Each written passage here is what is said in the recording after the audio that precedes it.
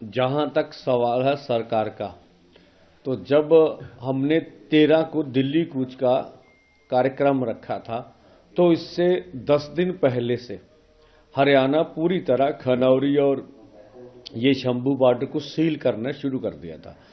तो सरकार की मंशा पूरी क्लियर हो चुकी थी भी वो किसी भी कीमत पर हमें दिल्ली नहीं जाने देंगे। तो यही हमारे बीच सबसे बड़ा गतिरोध है।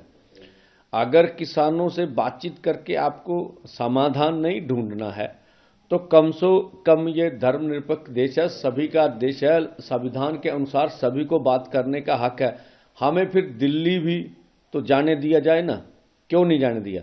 तो ये जिस तरह से उन्होंने बैरिकेटिंग की, जिस तरह से आगे हम बढ़े तो रबट की फायर हुए, हमारे ऊपर शेलिंग हुई बहुत बड़ी तादाद पर, और उसके ऊपर बहुत सी हमने बुलेट चलने की भी पुष्टि हो चुकी है। अभी बुलेट टायरों पर इस्तेमाल की गई जो आगे ट्रैक्टर्स जा रहे थे।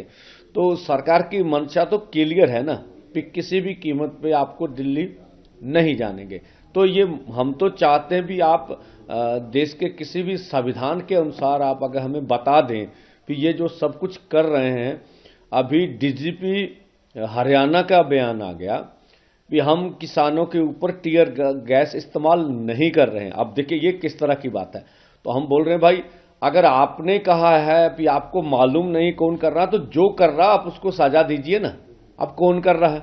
तो ये गलत बयानबाजी भी लगातार हो रही है। और जिस तरह से अगर हरियाणा में आपको जाने का मौका मिले, तो मुझे लगता है एग्जैक्ट फिगर तो नहीं है, 15 से 20 हजार अर्धसैनिक फोर्स हरियाणा पूरे में डिप्लॉयड किए गए हैं। और पूरे गांव में जैसे घेरा डाला होता पूरे, मैं बोला जैसे कश्मीर में जिस तरह से आप हालात देखते रहे पिछले लंबे समय में, वही हालात पूरे हरियाणा के बने हुए।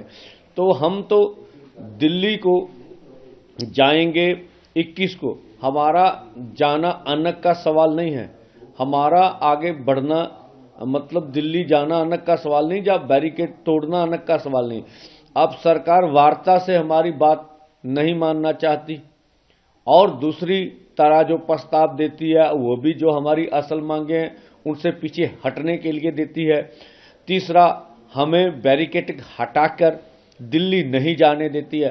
तो हम तो मजबूरी में आगे बढ़ेंगे ना, वो जो भी परिणाम होंगे उसके लिए भारत सरकार जिम्मेवार होगी। और हम आशा तो करेंगे, अभी आज का दिन है, स्वयं प्रधानमंत्री की जी के पास सारी रिपोर्ट तो जा चुकी होगी। अब जिन मुद्दों पे डिस्कस होनी थी सब पर 2-2 राउंड डिस्कस हो चुकी है। और चाहिए अब स्वयं प्रधानमंत्री जी को कि वो निर्णय लें, और निर्णय की अनाउंसमेंट भी कर सकते हैं।